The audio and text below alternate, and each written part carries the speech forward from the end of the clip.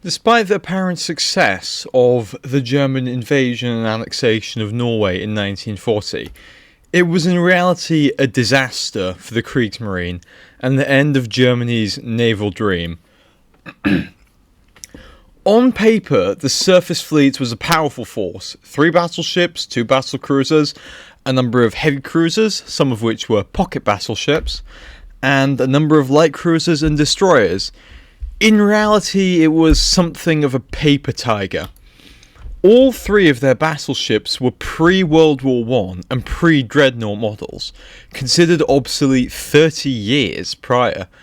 Of the 3 that they still had, one of them wasn't even seaworthy anymore and due to be converted into a target ship. Their 2 battle cruisers were modern and radar equipped, but they were too few in number to make any real difference. The heavy cruisers, some of which were pocket battleships, were all a modern bunch, although the pocket battleships were arguably a failure. They lacked the firepower of normal heavy cruisers and the speed of fast light cruisers, putting them in a sort of oddly fitting mid-category in which they couldn't do either role to the best of their effectiveness. And of the 3 pocket battleships that they had, one of them was deployed in the South Atlantic and sunk on April 9th, the day the invasion of Norway began. Of their 6 light cruisers, 2 of them had been damaged earlier in the year and were undergoing a repair period. Their destroyers, they were all modern ships, modern torpedoes, modern range finding, but several of them had been damaged or were under refit, and they were too few in number and too outgunned compared to their Royal Navy counterparts to be too effective. Additionally, the crews weren't trained to the same degree as their Royal Navy counterparts, and they lacked the same drive.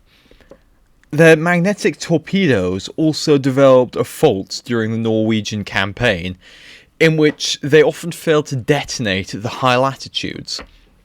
The Kriegsmarine did, however, operate torpedo boats and fast attack ships in large enough numbers. The force facing them was overwhelming. The Royal Navy had nearly 50 vessels immediately available. Battleships, aircraft carriers, and battle cruisers were all stationed at Scapa Flow. Whilst World War I models, they had been modernised over the years and were equipped with radar, well-trained, well-drilled, modern range-finding tools. They were as modern as you could get at the time. And the aircraft carriers, although only equipped with biplanes and having a somewhat obsolete system of launching, the Germans had absolutely nothing like them. The only potential ships they had, a Graf Zeppelin, weren't ever going to be completed. Their light cruisers and destroyers were all also modern vessels and extremely well trained. And unlike the Kriegsmarine, they already had a force at sea. A battle cruiser Renown and 12 destroyers were patrolling the North Sea in one large formation, watching for any potential invasion of Norway. En route back to Scapa Flow was already an aircraft carrier and the battleship Warspite, and destroyers were available all the way around all the way around the British Isles in plentiful numbers. The Norwegian Navy, whilst not especially powerful, wasn't also something to be totally discounted as well. They had a number of modern destroyers and several World War I vintage destroyers, and a few pre-World War I coastal defence ships. Combined with their interwar submarines and a number of torpedo boats, they could pose some threat in the narrow fjords of Norway where the main ports were located, especially with the lowered manoeuvring room available. The Kriegsmarine's plan was complex. They split into several groups, each of them designated for one of Norway's main ports. Each of these carried thousands of troops which they were to land on the port, take them, before capitulating the country. Hopefully at Oslo, the government would have been taken totally by surprise and captured, essentially ending any sort of united Norwegian resistance. Excuse me. The plan, however, relied on very low Norwegian resistance and the Royal Navy not being able to quickly muster an effective response. Something especially difficult with the sail time between the main fleet's Scapa Flow and the Norwegian coast being just 10 hours. When the fleet set off, the Trondheim and the Narvik groups initially moved in one large force, with the Trondheim group set to split off when they were passing the area. They would patrol around, wait for the Narvik group to arrive, before launching a single attack at the same time, simultaneously, to knock out both ports. However, poor weather on that particular day slowed them down. The destroyers became scattered south of the area, and the Trondheim group ran across a lone Royal Navy destroyer, the Glowworm. The Glowworm, although quickly destroyed by the attached heavy cruiser, managed to badly damage one of the destroyers, sent one of them loose northwest, and it rammed the heavy cruiser, considerably damaging it and causing it to list. It also badly shook the confidence of the heavy cruiser and the destroyer crews, seeing the actions that a single destroyer from the Royal Navy would undertake. Although they did manage to land in Trondheim, avoiding the large home fleet which had put to sea earlier and was now patrolling not too far away from them. The Narvik group of destroyers, when they entered the fjord I'm not going to try and pronounce because it'd be horrible, they were initially met by two Norwegian coastal defence ships, the pre-World War I ships. They managed to overpower them with torpedoes, sinking both for no damage and no casualties, although they would be delayed in the port as their refuelling ships had fallen behind. Excuse me. The Bergen-Kristiansand groups had difficulties. Initially travelling to both of their ports completely fine, they encountered unusually heavy coastal battery fire.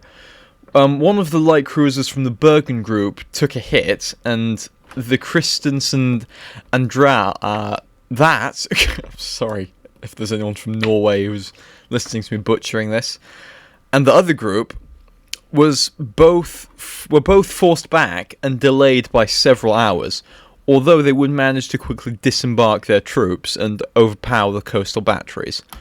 The Oslo group, meanwhile, was met with a total disaster. The leading heavy cruiser, the most modern ship in the fleet, was sunk by torpedoes 50 years old, built in a country which didn't exist anymore, that being Austria-Hungary, and the heavy cruiser behind was hit several times by coastal batteries. The force had to retreat out of the fjord, suffering increasingly heavy fire from the coastal batteries and forts, which they'd initially bypassed, and were forced to land their troops much further down the coast, as they would have to walk up to avoid the heavier than expected defences. This delayed the German advance by hours, in fact even a day, I think. Even a day, and it allowed the Norwegian government and royal family to escape into the countryside, where they would continue to run the government.